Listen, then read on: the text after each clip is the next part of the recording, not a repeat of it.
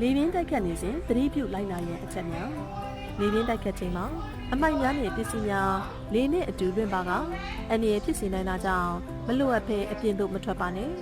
တကားများနဲ့ပတင်းပေါက်များကိုမြင်းမြန်စွာပိတ်ထားပါပန်းပတင်းများအောင်တိတ်ပြားကြီးများဖြင့်ကက်လက်ဖြတ်ကတ်ထားပါပန်းပတင်းပေါက်များနဲ့ဝေးရမှာနေထိုင်ပါဒီတိုက်ခတ်မှုအလွန်ပြင်းထန်ပါက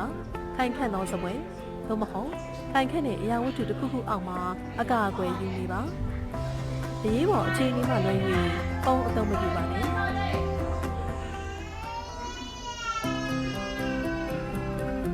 လေပြင်းတိုက်ခတ်စဉ်မိုးသီးကြွေခြင်းမိုးထစ်ကြုံရွာခြင်းဖြစ်ပေါ်ပါက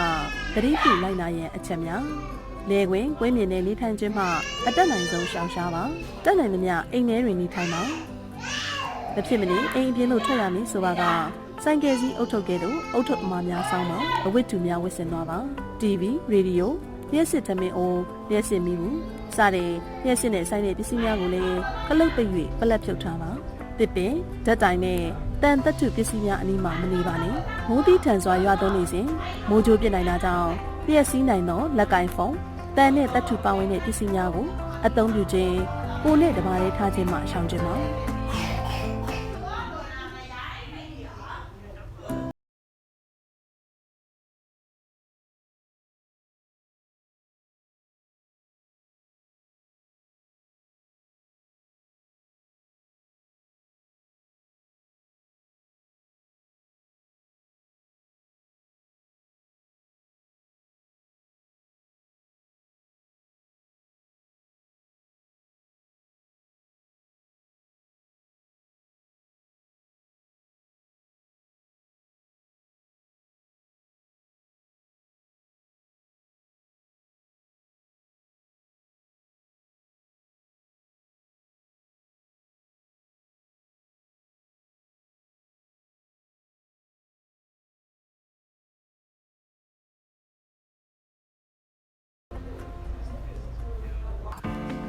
ငရင်ပေးတံတင်ပြည်သူများအတွက်အလူငွေနဲ့အလှပစ္စည်းများလှူဒန်းနိုင်ကြောင်းအသိပေးကြေညာခြင်းမတ်လ28ရက်နေ့ကလှုပ်ခတ်ခဲ့တဲ့မန္တလေးငရင်ကြီးကြောင့်ငရင်ပေးတံတင်ပြည်သူများအတွက်ပြည်တွင်းပြည်ပစေတနာရှင်ပြည်သူများအနေနဲ့အလူငွေနဲ့အလှပစ္စည်းများပါဝင်လှူဒန်းနိုင်ပါတယ်။မိုဘိုင်းငွေပေးချေမှုစနစ်ဖြင့်လှူဒန်းလိုပါကQR code များကိုစကန်ဖတ်ပြီးလှူဒန်းနိုင်မှာဖြစ်ပါတယ်။ဒါပြင် KBZ Pay MM QR ကိုဗဟိုဘဏ်မှခွင့်ပြုထားတဲ့မိမိနှစ်သက်ရာမည်သည့် Digital Wallet တမမဟုတ်ဘဏ် Mobile Application မဆို QR Scan တစ်ခုတည်းအသုံးပြုကငွေပေးချေနိုင်ပါတယ်။ဘဏ်များမှလှူဒန်းလိုပါကမြန်မာကျပ်ငွေကိုမြန်မာစီးပွားရေးဘဏ်နေပြည်တော်မှာငွေစင်းအမှတ် OA 011834ကိုဖွင့်လှစ်ထားရာငွေသားဖြင့်ဖြစ်စေစည်ရင်ပြောင်း account transfer နည်းလမ်းဖြင့်ဖြစ်စေလှူဒန်းနိုင်မှာဖြစ်ပါတယ်။နိုင်ငံခြားငွေလှူဒန်းလိုပါကမြန်မာစီးပွားရေးဘဏ်နေပြည်တော်မှာဖွင့်လှစ်ထားတဲ့နိုင်ငံခြားငွေစည်းအမှတ် EDN 600018တို့ဆက်သွယ်ပေးဖို့လှူဒန်းနိုင်မှာကြောင်းအမျိုးသားသဘာဝဘေးအန္တရာယ်ဆိုင်ရာစီမံခန့်ခွဲမှုကော်မတီမှအသိပေးကြေညာထားပါတယ်ရှင်။မြေငရင်လှုပ်သည့်အခါတွင်ဘေးအန္တရာယ်ဖြစ်ပွားခြင်းမှကာကွယ်နိုင်ရေးဆောင်ရွက်ရန်အချက်များမြေငရင်အန္တရာယ်မကျရောက်မီမြေငရင်တန်ခံနိုင်ရည်ရှိမည့်အဆောက်အအုံများဆောက်ရန်ဥပမာဝါဒဏိစသည်တို့ကိုသုံးပါမြေသားမခိုင်မာသည့်နေရာများတွင်အဆောက်အအုံမဆောက်ရန်ရှေးဦးသူနာပြုနီးများတင်ယူထားရန်သူနာပြုတစ်တာများထားရှိရန်မိသားစုဝင်များကိုလည်းတင်ပြပေးထားရန်လက်နှိပ်ဓမီဓာတ်ခဲသုံးရေဒီယိုစောင့်ထားပါပြိုလဲကျနိုင်သည့်ပစ္စည်းများအနီးမအိပ်ရန်ဥပမာဗီရိုမှန်ချက်ကြီးလဲကျနိုင်သည့်လေးလံသောပစ္စည်းများကိုကြမ်းကင်းနံရံတို့နှင့်ချီနှောင်ထားပါမြင်ငင်လှုပ်လျင်မိကိုနိုင်မည့်အမာခံပရိဘောကအရာဝတ္ထုများကိုကြိုတင်လေ့လာထားရန်ဥပမာဇပွဲကုံကတင်ဖြစ်နိုင်လျင်တဘာဝဘေးရန်ရဲ့ကြိုတင်ကာကွယ်ရေးတင်နန်းများစင်ပွားတင်နန်းများတက်ရောက်ရန်မြင်ငင်လှုပ်နေစဉ်တွင်စိတ်ကိုတည်ငြိမ်စွာထားပါကွဲချနိုင်မည့်ပစ္စည်းများရှိရာသို့မသွားပါနှင့်ပြိုကျနိုင်မည့်အရာဝတ္ထုအဆောက်အအုံများအနီးမှအမြန်ဆုံးရှောင်ရှားပါအဆောက်အအုံထဲတွင်ပိတ်မိပါကဇပွဲကုံများအောက်တွင်နေပါလျှက်စစ်ကျိုးများကိုရှောင်ရှားပါရှိသမျှမီးများကိုညှိမ့်တတ်ပါမြင်းငင်လှုပ်ပြီးနောက်မိသားစုဝင်များထိခိုက်မှုရှိမရှိစစ်ဆေးပါလိုအပ်လျင်ဆေးကန်းဆေးရုံပို့ပါ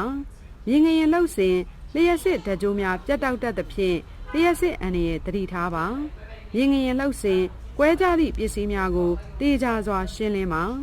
ရင်းရိုင်အကွဲသွား၍ပြိုကျနိုင်မည့်အဆောက်အအုံများအနီးသို့မသွားပါနှင့်တောင်ကြီးဒေသဖြစ်ပါကတောင်ပြိုနိုင်၍သတိထားပါ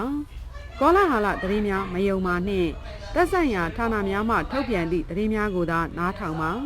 ကယ်ဆယ်ရေးလုပ်ငန်းများတွင်ပါဝင်ကူညီပါမြည်သည့်ဒေသတွင်မဆိုမြေငလျင်လောက်မီကိုကြိုတင်ခံမှန်းနိုင်ခြင်းမရှိ၍အမြဲတမ်းရှိပါ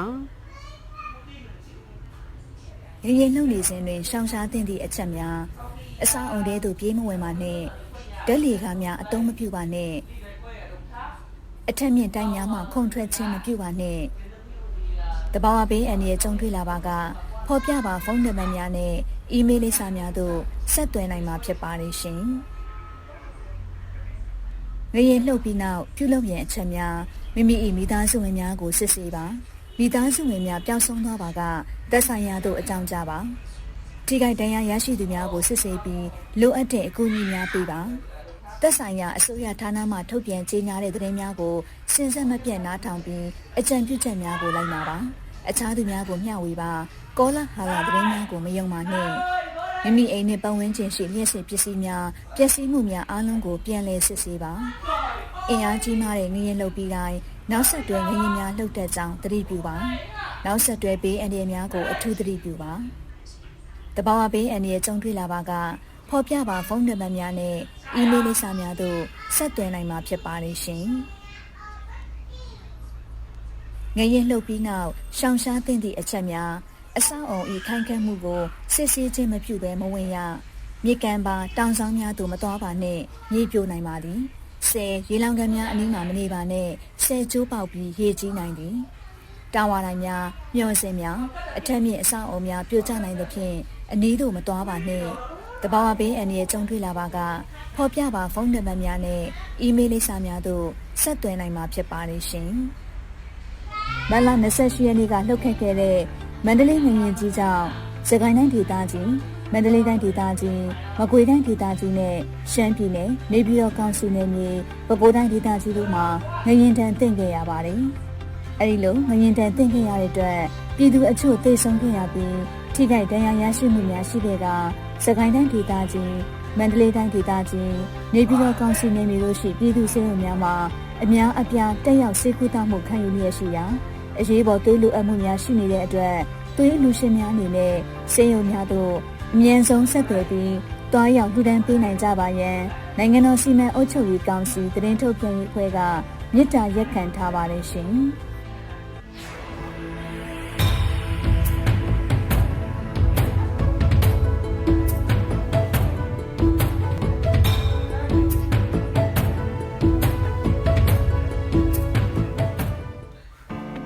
ငရင်ဘေးတန်တင်ပြည်သူများအတွက်အလူငွေနဲ့အလှူပစ္စည်းများလှူဒန်းနိုင်ကြောင်းအသိပေးကြေညာခြင်းမတ်လ28ရက်နေ့ကလှုပ်ခတ်ခဲ့တဲ့မန္တလေးငရင်ကြီးကြောင့်ငရင်ဘေးတန်တင်ပြည်သူများအတွက်ပြည်ရင်းပြည်ပစေတနာရှင်ပြည်သူများအနေနဲ့အလူငွေနဲ့အလှူပစ္စည်းများပါဝင်လှူဒန်းနိုင်ပါတယ်။မိုဘိုင်းငွေပေးချေမှုစနစ်ဖြင့်လှူဒန်းလိုပါကQR code များကိုစကန်ဖတ်ပြီးလှူဒန်းနိုင်မှာဖြစ်ပါတယ်။ဒါပြင် KBZ Pay MMQR ကိုဗဟိုဘဏ်မှခွင့်ပြုထားတဲ့မိမိနှစ်သက်ရာမည်သည့် Digital Wallet ဒါမှမဟုတ်ဘဏ် Mobile Application မဆို QR Scan တစ်ခုနဲ့အသုံးပြုကငွေပေးချေနိုင်ပါတယ်။ဘဏ်များမှလှူဒန်းလိုပါကမြန်မာကျပ်ငွေကိုမြန်မာစီးပွားရေးဘဏ်နေပြည်တော်မှာငွေစင်းအမှတ် OA011834 ကိုဖွင့်လှစ်ထားရာငွေသားဖြင့်ဖြစ်စေစည်ရင်ပြောင်း Account Transfer နည်းလမ်းဖြင့်ဖြစ်စေလှူဒန်းနိုင်မှာဖြစ်ပါတယ်။နိုင်ငံခြားငွေလှူဒန်းလိုပါကမြန်မာစီးပွားရေးဘဏ်နေပြည်တော်မှာဖွင့်လှစ်ထားတဲ့နိုင်ငံခြားငွေစည်းအမှတ် EDN 600018တို့ဆက်သွယ်ပေးဖို့လှူဒန်းနိုင်ပါကြောင်းအမျိုးသားတဘာဝဘေးအန္တရာယ်ဆိုင်ရာစီမံခန့်ခွဲမှုကော်မတီမှအသိပေးကြေညာထားပါတယ်ရှင်။ပြည်သူ့စစ်မှုထမ်းဥပဒေစတင်အာဏာတည်သည့်နေ့ရက်သတ်မှတ်နိုင်ငံတော်စီမံအုပ်ချုပ်ရေးကောင်စီသည်ပြည်သူ့စစ်မှုထမ်းဥပဒေအား2024ခုနှစ်ဖေဖော်ဝါရီလ10ရက်နေ့တွင်စတင်အာဏာတည်ကြောင်းသတ်မှတ်သည့်အမိန့်ကြော်ငြာစာကိုထုတ်ပြန်ကြောင်းသိရသည်။စတင်အာဏာသက်ဝင်လာပြီဖြစ်သောပြည်သူ့စစ်မှုထမ်းဥပဒေကို2010ပြည့်နှစ်နိုဝင်ဘာလ4ရက်နေ့တွင်နိုင်ငံတော်အေဂျင့်တာယာရေးနှင့်ဖွံ့ဖြိုးရေးကောင်စီဥပဒေမှတ် 29မြင်းဆောင်2010ဖြင့်ပြဋ္ဌာန်းထားခဲ့ခြင်းဖြစ်ပြီးရင်းဥပဒေပုံမှန်1ပုံမှန်ခွဲခါခွေအရယခုကဲ့သို့စတင်အာဏာတည်ကြောင်းသတ်မှတ်ခြင်းဖြစ်သည်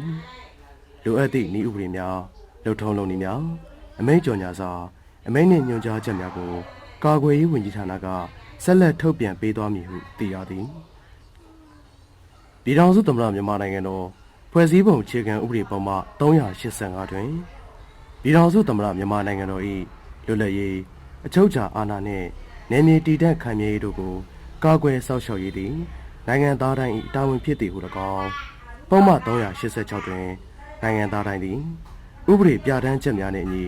စစ်ပညာသင်ကြားရန်နှင့်နိုင်ငံတော်ကာကွယ်ရေးအတွက်စစ်မှုထမ်းရန်တာဝန်ရှိသည်ဟု၎င်းပြဋ္ဌာန်းထားပြီးပြည်သူ့စစ်မှုထမ်းဥပဒေ၏ဤတန်းပိုင်းတွင်နိုင်ငံသားတိုင်းသည်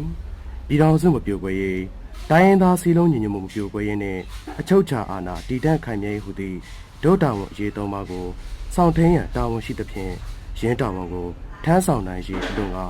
စစ်ပညာသင်ကြားရန်နှင့်နိုင်ငံတော်ကာကွယ်ရေးအတွက်စစ်မှုထမ်းဆောင်နိုင်ရန်ဥပဒေပြဋ္ဌာန်းခြင်းဖြစ်ကြောင်းတတ်မှတ်ပြဋ္ဌာန်းချက်များနှင့်အညီဆောင်ရွက်ခြင်းဖြစ်သည်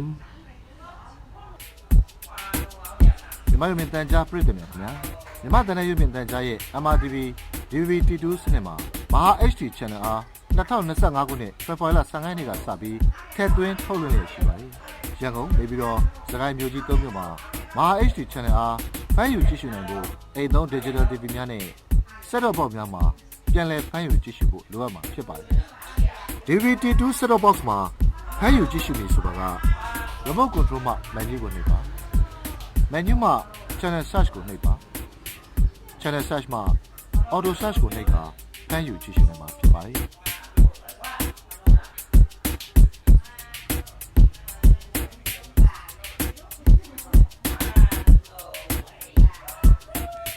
Digital TV မှာဖမ်းယူကြည့်ရှုပြီဆိုတာက Remote Control မှ menu သို့မဟုတ် Setting ကိုနှိပ်ပါ Setup သို့မဟုတ် Channel Search ကိုရွေးပါပြီးရင် Auto Tuning ကိုနှိပ်ခါဖမ်းယူကြည့်ရှုနိုင်ပါတယ်